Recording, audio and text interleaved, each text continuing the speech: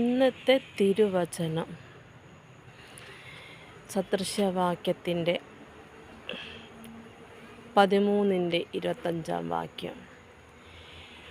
നീതിമാൻ വേണ്ടുവോളം ഭക്ഷിക്കും, ദുഷ്ടന്മാരുടെ വയറോ വിശന്നുകൊണ്ടിരിക്കും. സ്തോത്രം.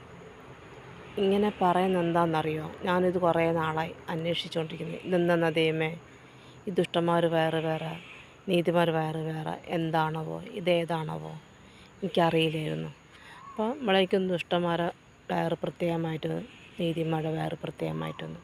പക്ഷേ ശരിക്കും ദൈവത്തിനോട് ഇടപെട്ടപ്പം ദൈവത്തിൻ്റെ സത്യത്തിൻ്റെ മുമ്പിലിരുന്ന് ദൈവത്തിനോട് ധ്യാനിച്ച് അത് ഹൃദയത്തിൽ ചേർത്ത് നമ്മളെ മനസ്സിൽ ധ്യാനിച്ച് നമ്മൾ ദൈവത്തിനോട് ചേർന്ന് അതൊന്ന് സത്യം വെളിപ്പെടുത്തി തരണേ എന്ന് ചോദിച്ചപ്പോഴാണ് ആ വെളിപ്പാട് ഉണ്ടായത്. നീതിമാൻ ദൈവത്തിനോട് ഇടപഴകുന്നവരും ദൈവത്തിൻ്റെ നീതിയോട് നടക്കുന്നവർക്കും ദൈവത്തിൻ്റെ ചട്ടങ്ങൾക്ക് അല്ലെങ്കിൽ ദൈവത്തിൻ്റെ വചനത്തിലൂടെ നടക്കുന്നവർക്കും അത് വേണ്ടുവോളം നമുക്ക് ഭക്ഷിക്കേണ്ടു.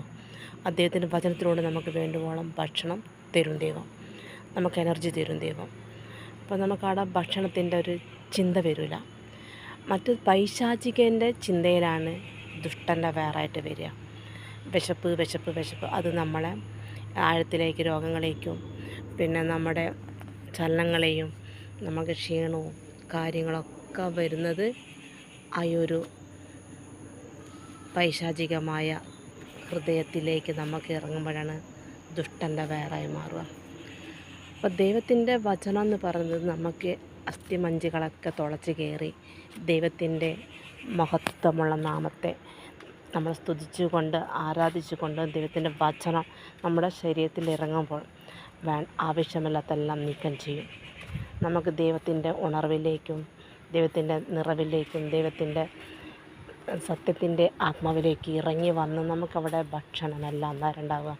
ആ ഒരു ദൈവത്തിൻ്റെ തരുന്ന ആ ഒരു ഉണർവുണ്ടല്ലോ, എനർജി ഉണ്ടല്ലോ, നമ്മുടെ എല്ലാ അസ്ഥിമഞ്ചകൾക്കും നമുക്ക് ഭയങ്കര എനർജിക്കിട്ടായിരിക്കും.